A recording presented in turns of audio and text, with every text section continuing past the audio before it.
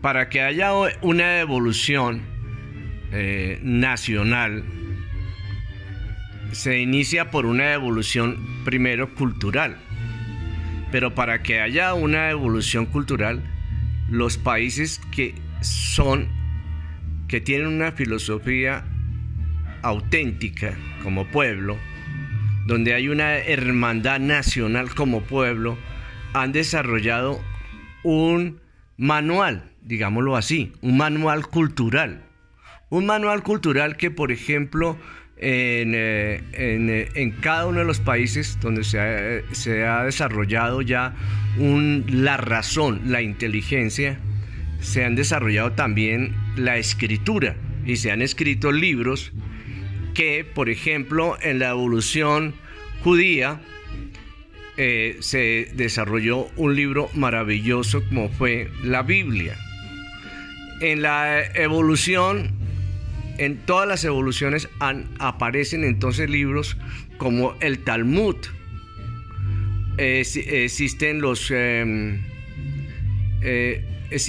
el Corán, existen libros que desarrollan esas evoluciones culturales. Y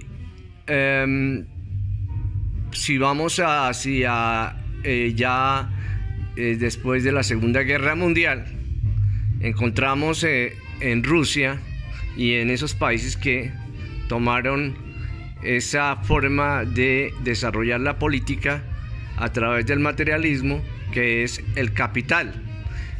En los Estados Unidos ya se tomó otros libros que desarrollaron su sistema socioeconómico político. Y sin ir muy lejos, la China tuvo un manual cultural y ese fue el libro rojo de la China. Entonces, cuando nosotros hablamos de influencia foránea, estamos hablando de cómo los imperios han influido en la formación de las inteligencias que controlan los países subdesarrollados. Y las universidades se han desarrollado, digámoslo así, o se han podido establecer porque van a los directores de esas universidades se han educado en otros países.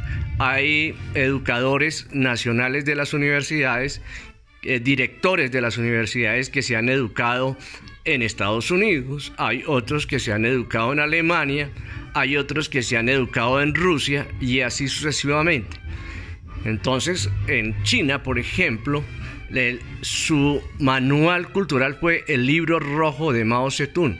La pregunta es, en Latinoamérica, ¿sí?, hay algunas formas que toma la creatividad cultural para dirigir una nación o un continente en Latinoamérica.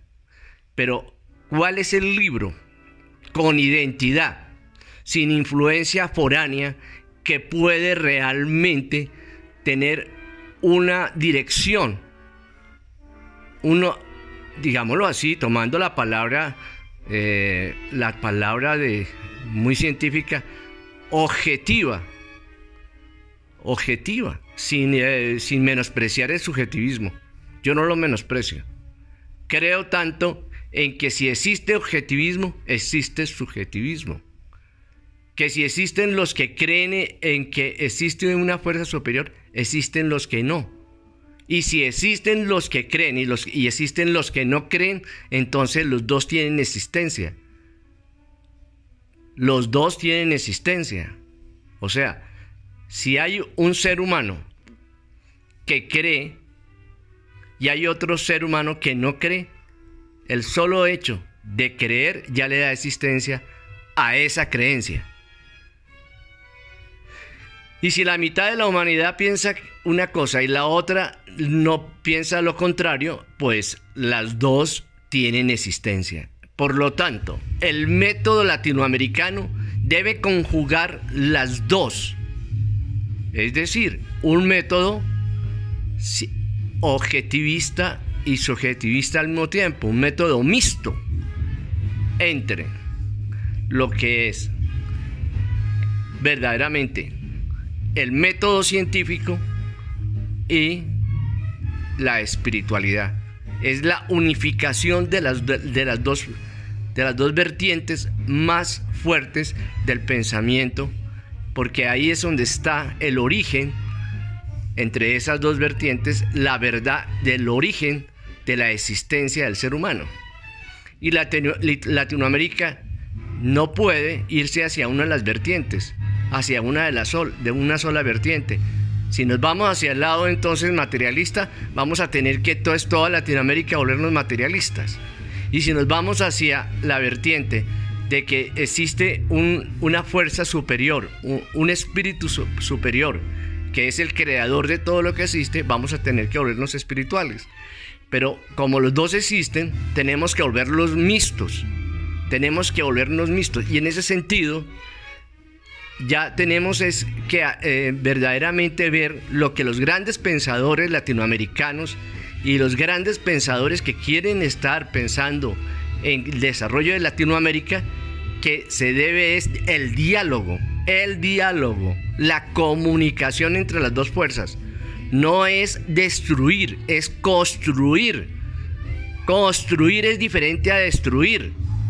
Y el hecho de que, por ejemplo, algún personaje llegue a dirigir un pequeño territorio como en Latinoamérica, creyendo que con eso va a ganar mucho, no gana nada. Los países que son imperialistas tienen armas 20,000 veces superiores a lo que pueda pensar cualquier director en Latinoamérica. Por lo tanto, lo más importante no son las armas, sino la inteligencia, la sabiduría.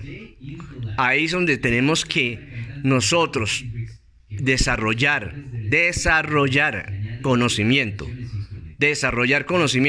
no ser seguidores como siempre lo hemos venido haciendo, porque eso nos va a llevar hacia la guerra, hacia la muerte y hacia el fin, no hacia la construcción.